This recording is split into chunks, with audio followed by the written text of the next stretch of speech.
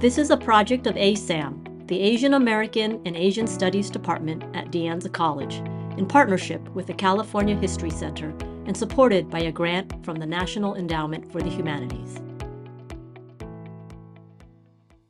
My name's Mei Lee. Welcome to Our Narrative. That's the name of what we're presenting, a history of Asian American studies at De Anza College. Hi, my name is Karen Wang, and we're really excited that you're joining us today because we have spent almost a year putting this project together. And we're really excited to show you not only our research on how Asian American studies at De Anza got started, but also how we pieced our story together, what we like to call going behind the scenes of history. But first, we'll tell you a little bit more about ourselves.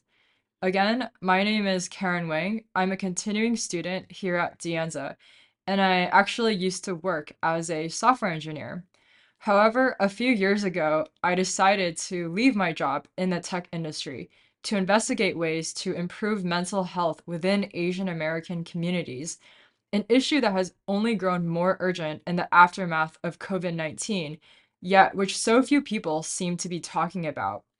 Anyway, this investigation brought me to De Anza, where I took my first ever Asian American Studies class with Professor Mei Lee, who's here with me today. And not to exaggerate, but this class blew my mind. For the first time in my life, I finally found the vocabulary to express the complexity of my experiences as a second generation Chinese American beyond the stereotypes of the model minority myth.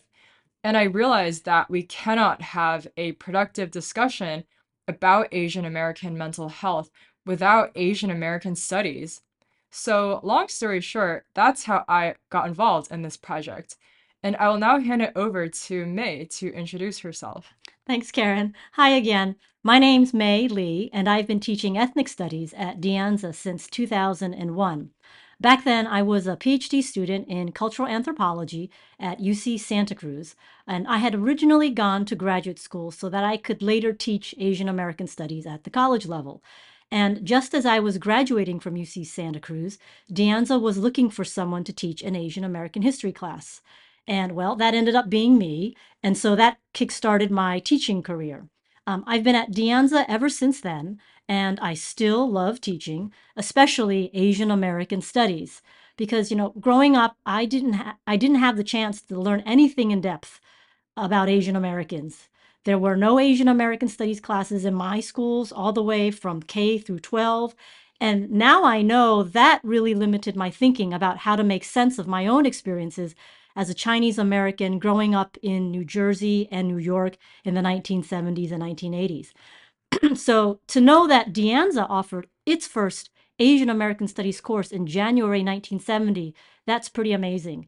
And I'm proud to say that we have a Department of Asian American and Asian Studies at De Anza today, and we affectionately call it ASAM, an acronym, ASAM. So that's also really worth celebrating because it's rare for an Asian American Studies program to have departmental status.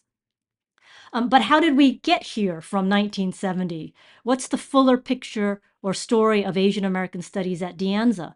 What led De Anza to offer its first Asian American Studies course in 1970? How did the Asian American Studies program grow over the years, and who was involved? And why would knowing any of this history matter to anyone? Those were the questions, and they were the questions that kicked off this project for me and Karen. And so I'm going to pass it back to Karen to say more about the project overall. Great.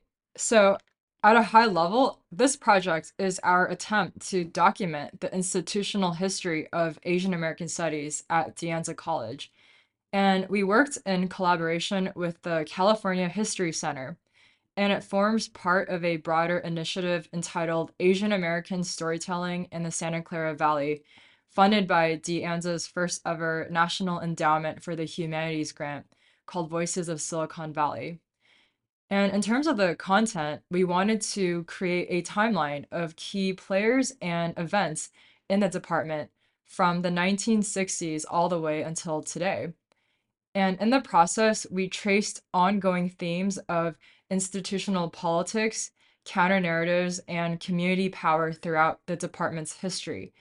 And we discovered that sometimes history does repeat itself. Time and again, we saw how ethnic studies was under attack, yet also continuously pushed back against existential threats like budget cuts, administrative upheaval, and challenges to its very legitimacy. Yet, as context shifted over the decades, Asian American studies drew on its resources to not only survive, but also thrive.